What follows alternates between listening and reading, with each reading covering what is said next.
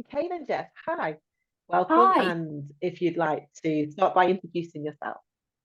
Sure. So my name is Jessica Vella-Templeton. I'm also known on social media as Exhale with Jessica VT. And I am a breathwork and meditation teacher, licensed to use the Exhale brand. Fabulous. And then tell me, Jess, so how did you get started into your business, your line of work? And just give us a little backstory. Oh my God, I feel like I could talk about this could be quite a long story, so I'm going to try and keep it as short as possible. But I guess the pinpoint of it was I've just been, all my life I thought I was going to be someone, when I was 11, I decided I wanted to be a lawyer, and that was the kind of path I followed. And as I got older, I realized that this wasn't fitting for me, and I tried lots of different things. And I had fertility struggles as well.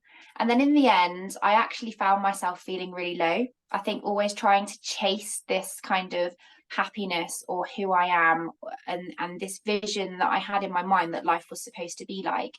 And I became really low. I became completely lost, didn't know who I was just really, really struggling mentally, and found myself kind of questioning why I'm even here, and that I'm feeling that I didn't really want to be here either, because I just kind of felt like I'm kind of done now. And then I found Exhale. So I went to the Yoga show in London. I think it was 2019. I sat down and I kind of, tried Exhale, and there was the music and there was the breath work and there was the meditation, and I was just like suddenly feeling calmer. And I wouldn't say completely calm, obviously it was only my first time, but I was in a space where I realized I can calm all of these thoughts down in my mind, and I think my everything kind of slowed down a bit, and it felt amazing. So I literally, I think within 48 hours, I contacted Charlotte, who's obviously the founder of Exhale, and I was just like, how can I get involved? How can I become an Exhale instructor? And then that was that. And I think the rest is kind of history in a way, because the journey that has taken me on, and what I have realized is that Exhale is not just breathwork and meditation. A lot of people will come to the sessions and they will participate with us in doing the breathwork, the somatic movement, and the meditation. But it's not just that, it's far more than that, because it's what it's giving you. It's giving you that sense of self as well. It's helping you to realize who you are, what your part is in the world, and that it's okay to be you, and just to kind of start coming away from all of those messaging and that conditioning that society has given us. It's given me freedom, basically. I guess that's the best way to explain it. And I think we've spoken a lot about our own journeys and how we have created that space within to become realigned with who we've always been.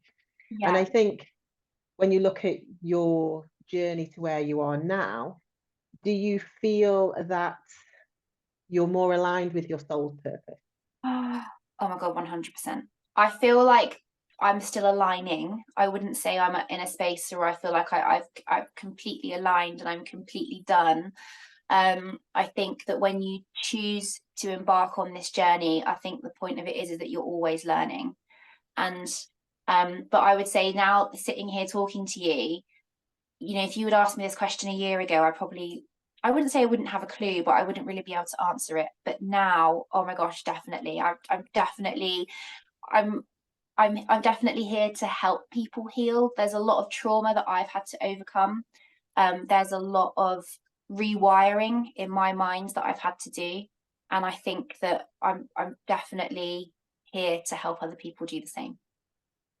Yeah, and I think as well, it's also it's having that creating that space, and also then you're creating containers for other people to express their healing journey as well. But when you are creating that space, it can be you're taking on lots of people's energy, Yeah. you're being aware of your own healing journey. So what kind of things then do you do to balance that out? So what are your practices? I mean, a lot of my practices involve those kind of joyful pursuits where it may be embracing that inner child, whether it's inner child work or whether or not it's just roller skating as I do. I like my dance and my music. What kind of things do you do to kind of balance out or bring that kind of whole perspective back to you, and what do you do for yourself? Sure. Breath work forms a major part of my day. And I think, and that's not necessarily sitting down to do specific breath work patterns. It might just be that when I'm in the car, when I'm walking somewhere, I'm just taking awareness to my breath to help. I think everything's about a reset. I really do believe that, because I feel like it doesn't matter what you do, what your job is, you are always going to leave the house in the morning with situations that you're confronted with that are ultimately going to take you away from you, because you have to give your energy out to that situation. And I think that when we practice breath, we are able to come back to ourselves. It's about bringing that energy back to you. So I think that breath work is something that I do every day for that purpose, to help reset my mind and bring me back to my body. Journaling is another thing that I do. I think journaling has been such a huge part of my journey, because it's helped me to understand a lot of things subconsciously that I would never have thought about otherwise, or never taken awareness to. There's lots of things that needed healing, back from childhood and from things that happened in my childhood. But when you think about the job that we do and working with other people and that energy that we are then surrounded by, it also helps me to expel it in that way as well, to kind of just lift anything that I'm feeling. So breathwork and journaling are two major things. And just in my own mind, just learning to have that protection. I do that grounding. I've said to you before, I'm actually quite an airy fairy person. So, when I've had like Reiki before, I've actually been told, Jess, you're kind of like floating and you really need to come back down to earth. And I feel that in myself, because my thoughts just kind of go like this all the time. So I really have to make that effort to go into the garden, walk barefoot. I walk around barefoot most of the time, actually. People will be like, Jess, do you want to put some shoes on? And I'm just like, I feel like I really shouldn't be wearing shoes right now. I just need to be on the earth. But I'd say these are the main things. And obviously meditation. I think meditation isn't something I practice every single day, but it's something that really helps me to go inward and just give me that sense of calm. Yeah. What's interesting is I was looking at your LinkedIn earlier. So tell me about your real method, because that looks really interesting. I was like, what is this? So tell me about that. How's The that real come about? the real method is something I'm kind of in the midst of designing, but it's something that I'm going to be pushing out in my workshops, because it's the idea, and it starts with obviously the reset. So you go out, you wake up in the morning, and from the moment you wake up in the morning, you're being taken to lots of different situations. Okay, so for example, for me, I've got a 5-year-old that's jumping on my bed. I've got my husband who will probably pick up his phone and tell me what is going on around the world, which I really don't need to be hearing about at 7 o'clock in the morning. But his job is to understand what's going on in the news, because he needs that to perform his job throughout the day. Then, you kind of get up and you kind of focus on getting ready for work, getting children ready for school. You then go to work. And I mean, the list is endless. This cycle happens every day, doesn't it? And it's about your energy, you giving it to everything, to your work situations, to your family, to your social medias, to whatever. So the idea of resetting is that you kind of come back to yourself, and you can do that at any point in the day. And obviously the ultimate way to do that is your breath, because we know that it takes 3 deep breaths to start turning on your relaxation response. And when we practice breath work, we are obviously taking ourselves out of that survival mode, which all those outside situations are going to be putting you in. So that's the first part of it. And then elevate. So we want to elevate ourselves. We know that 80% of our thoughts are negative. And when we're in that zone, when we're feeling negative, or we're having those negative thoughts, we're in that survival mode. It's very difficult to have that creativity. And creativity is a major skill that we often need in our day for various different reasons.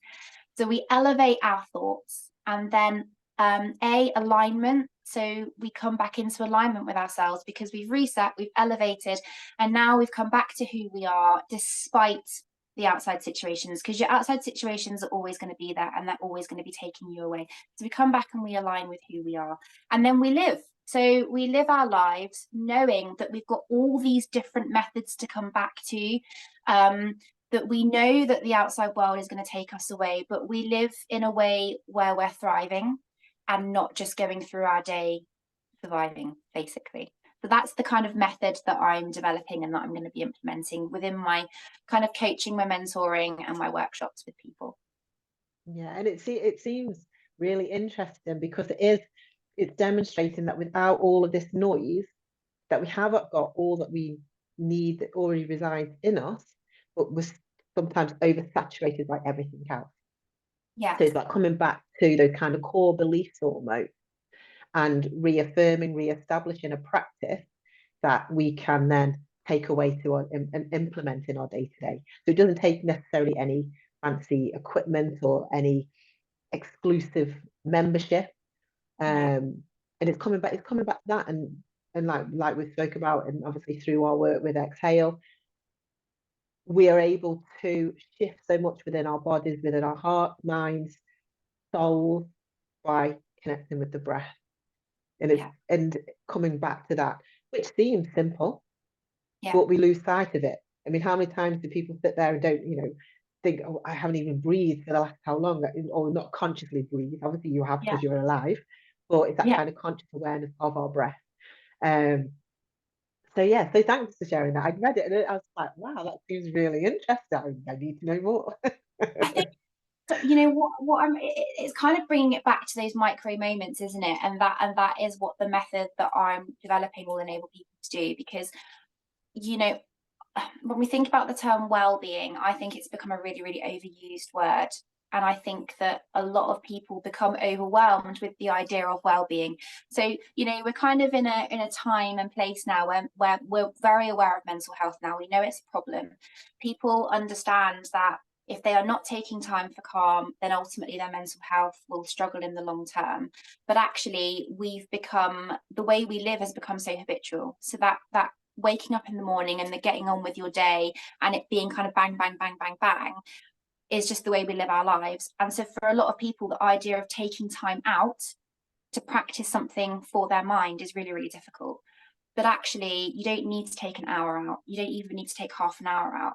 But if we can practice certain methods just literally for a few minutes, but consistently throughout the day, that is what is going to make the difference, I think, to your long-term health, and physical as well as mental, because we know that the mind controls absolutely everything. So I think for me, it's teaching people, you can be in the car, you can be walking down the road, you can be doing pretty much anything. You can always come back to your breath. Yeah, and using that as an anchor. And it's like those, like I say, it's those takeaway skills, isn't it? It's something that is underutilized, but can make a huge difference and change lives, because it's realizing that you're able to connect to you through the breath, connect to the present moment, and remain anchored in that as well, in that sense of surety self, to enable you to gain that clarity, connection, and it's a beautiful practice, and I think it's unutilized. But through your work and our work, and obviously people who may connect on this podcast as well, it's enabling you to seek out more if you need to, but then also know that it's within reach. It's not beyond you at all. So thinking about your so you've mentioned about your journaling, your breath work. Is there anything else that you would use to get yourself out of a funk? Now, funk, whether that's being stuck in a situation, is there any other practices that maybe you use or that you've considered to use? Is there anything else that you would add to it, you think? I love going out into nature, so I'm really fortunate. Obviously, I live in Cornwall, so I'm surrounded by beaches. And if you had spoken to me about, I don't know, 10 years ago, the idea of going out in the rain, I'd have been like, no, I want to get my hair wet. I'm going to stay in. But now, actually, I love going out in the rain. Doesn't matter what the weather is. I'll get my dry robe on. I just love sitting on the beach. I love just seeing the waves crash against the rocks. I love getting my feet into the water. doesn't matter how cold it is as well. Actually, sometimes the colder the better, because I think it kind of like really reinvigorates you. So definitely, I think I feel actually kind of more, I always consider myself to be a beachy person, but recently I've kind of been wanting to just sort of go out and sit like against a tree or something in the forest. Go and hug a I was tree. go and hug a tree. But nature, I think since COVID, especially, I mean, I work part-time still, working from home, within kind of like the legal field, and sometimes I really, really notice it, you know, if I'm really, really busy in my day, and it doesn't matter how much breath work I've practiced or how much journaling I've done, if I have not got outside, it is going to make a massive difference to the way that I feel. So I think that actually even getting out into nature is something that can be really underestimated. I think even if you know, have a garden, even going outside and just walking around for a little bit barefoot if you can, just connecting with nature, just noticing the birds that might be on your fence. I do that in the morning as well, you know, go outside and just notice the birds singing in the morning. It's just incredible. The nature is a huge part of how I kind of keep myself grounded and more aligned with who I am, definitely. And I very much echo the nature. I love it first thing in the morning when you go out and hear the birds sing. And I don't know anything about birds, but I can hear them, hear the Yeah. different birds, because it different sounds like different birds. But then also noticing, you know, when you're putting your foot down, the crunch of the gravel or the ground beneath you. You know, sometimes you do feel cool to just touch a tree. But thinking how much Yeah. history is in this tree. What has it seen before me? And Wisdom. it is just, again, it's something that is unutilized. And not everyone has green spaces, and I understand that some people may live in built up urban areas. But if you can get outside, even if it is just for a few minutes, just Yeah. to, again, changing your physiology, it's creating a little more kind of openness and kind of relaxed. Just that change of scenery, especially if you are indoors, whether it's for work or mobility, and people's mobility may limit what they can do outside as well. But just having that little change of perspective, viewpoint, can just make things a little more clearer sometimes. And I'm very Yeah. much, I was going to say, I'm very much someone that does walk a lot. My answer, my children will always say, if there's any kind of animosity between my children, let's go out for a walk. Who comes with me? I don't always get them to come with me. They just look at me as if they, oh, here she goes again. But I find that benefits me. It enables me to have that space switched off, tuned down, however it comes across at that one point. But it's just what I need, and I can recognise the benefit. So it's hoping that you echo that same kind of sentiment as well. Um, so yeah, I just think when it comes to nature, we've kind of been taught, we're very much in a world now where we're being taught not to go into nature because just because of technology. You know, if you look at like a lot of people now, there's everything we have is kind of inside the house. You don't even need to go outside to order clothes or anything anymore.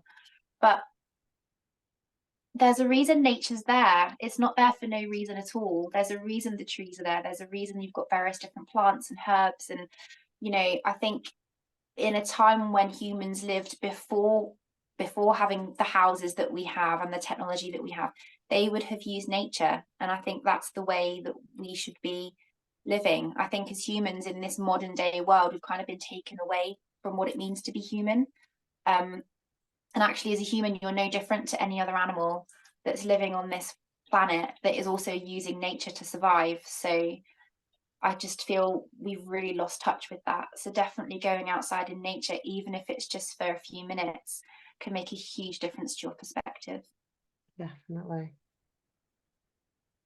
So in your journey, whether it's through Exhale or work that you do now or previously, what would you say you are your major life lessons, however you kind of view them? Because I know life experiences can be testing, they can be Mm. difficult, they can be challenges. But I'm very much a believer in there is a lesson to come from it at some point. We may not see it straight away. Yeah. And at the time when things are falling, you know, the wheels are falling off, you're not going, oh, what's the lesson I'm going to learn from this? I understand that. I'm not going to try and make it simple. But what would you say have been your life lessons or blessings, however you would describe them? Oh God, the last 2 years has been insane. I feel like there's been so many. I feel like I've been overwhelmed by lessons. But I'll focus on the major ones. So the major ones are being that we've already touched on it. You know, we have everything we need already inside of us. So a lot of what I've been doing and having to overcome is, you know, as a child, I always kind of looked to other people to kind of give me a sense of love, to help me to feel safe. And I've even as an adult, that was a pattern that continued. You know, I've always looked to someone else for safety, and if suddenly I haven't felt safe, I've blamed someone else for it. And I think what I've realized is I only ever had to look inside myself. You have everything you need. I you Loving yourself, and it's that for a lot of people that might sound really strange or selfish, but actually you have to love yourself, because if you don't, you're not going to be able to give everything that you have to give to other people. And it's actually sending out a message as to how you are treated as well. So I think it's about being able to create those boundaries, being able to have that knowing in yourself that you are absolutely capable of anything that you put your mind to. And that's not to say that you're going to consistently feel that throughout every single minute of every single day, but that you're able to come back to it. So definitely, you have everything you need inside of you is the first one. Secondly, forgiveness is freedom, because I think that in life, everyone goes through experiences. Most of us will have trauma of some kind. I think when you acknowledge that the people that were involved in that also have their own experiences and their own traumas, and that if they also had the ability or the knowing to come back to themselves, that they might not have behaved in that way that hurt you, you know, things would have been completely different. And I think it's learning that forgiveness in yourself and the way that you have behaved, but also in other people. Because actually, as long as you're holding on to a situation, you're never really moving on from it. You're just holding on to that energy that's from the past, and you're not creating space for the future and for all the amazing things that could come to you. So people don't have to know that you've forgiven them, but I think in yourself, just knowing that you have that forgiveness is an amazing thing, and it ultimately gives you a freedom of feeling to be able to move forward. So that's the second one. Gonna go number 3.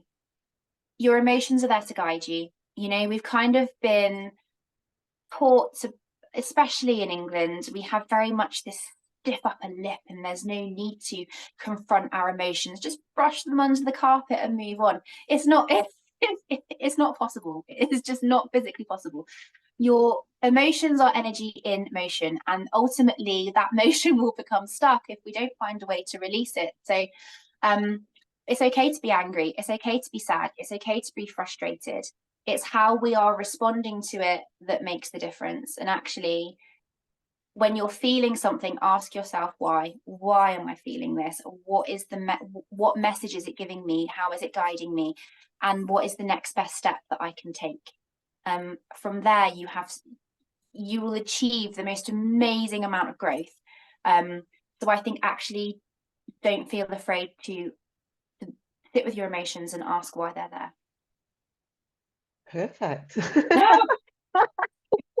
It's like when I'm talking to you, it's almost like it's echoing my beliefs, my thoughts as well. So it's kind of what you've mentioned are things that, again, they're not limited to excluded people. There's all that power within you. It's recognizing that we have a whole raft of emotions, and it's okay to feel like crap sometimes. It's okay to sit with those emotions. And it's giving yourself permission and that forgiveness of self, compassion to self, to enable you to feel fully accepted, but you're accepted by yourself. The views of other people are irrelevant, because it all starts and ends with you. And to have that compassion for yourself and your journey and your growth and how you turn up in life, it's a beautiful thing. And I think sometimes it's it is very much underrated, but we don't realize it well. It's interesting that you say the views of other people as well, because if I can just add a fourth lesson, everything is perception. It's all your own perception. So actually, I think the views or the feedback from other people about you is actually only a reflection of their own perception. It's not necessarily reality. And I think that's another thing that can take you away from yourself, is what, you know, I always used to worry, oh my God, do they like me? What are other people thinking about me? Are they saying anything bad about me? How am I coming across? And I think that is so exhausting to live your life that way. And I'm very much, I'm trying to move out of it, but I am a people pleaser. I've always been a people pleaser. And I think learning to create those boundaries is huge. But definitely, if we can try to teach people to stop worrying so much about what other people are thinking about them, because what one person thinks about you is always going to be different from what another person thinks about you. And in the end, it doesn't really matter. As long as you are showing up authentic and who you truly are, then I don't really think it matters. Definitely. And like you say, the perception is key, and that's perception of yourself within the situation. And sometimes I think your interactions with different people are going to perhaps stir up different thoughts and feelings within yourself. Yeah. And again, if you can get a greater understanding of yourself, what your triggers may be, what the understanding of yourself, and if you can gain that, then that can kind of protect you in some respects, because like you say, you're coming from that authenticity. So if you're turning up like that, keep being true to you, and if those people are not true to you, then they'll gradually fall off as well. And Yeah. it just remain those people that can see you in all your beauty and accept you for all that you are. Those are the people then perhaps that you should be surrounding yourself with, not those other people that are not being perhaps their genuine 100%. self. You know, surround yourself with people that fan your flame, because there are going to be people ultimately that will try to put out your flame, and there's going to be people that try to fan it. And I think if you're surrounding yourself with people that are fanning your flame, and you are equally fanning theirs as well, because why should you not? You can achieve so much. Fabulous. Thank you, Jess. It's been a pleasure talking to you. So Thank you please so much for let me having me. know and let our listeners know, how can people find you, contact you? Sure. So probably the best way to contact me is Instagram. So I'm just Exhale with Jessica VT. You can find me on LinkedIn with just Jessica Vella-Templeton. And you can get links from my website, which is www.jessicavt.com. And that will send you to all the various different places that you can find me. Fabulous. Thank you, Jess. It's been a pleasure talking to you. Thank you so much for having me. It's been amazing to be here. You're welcome.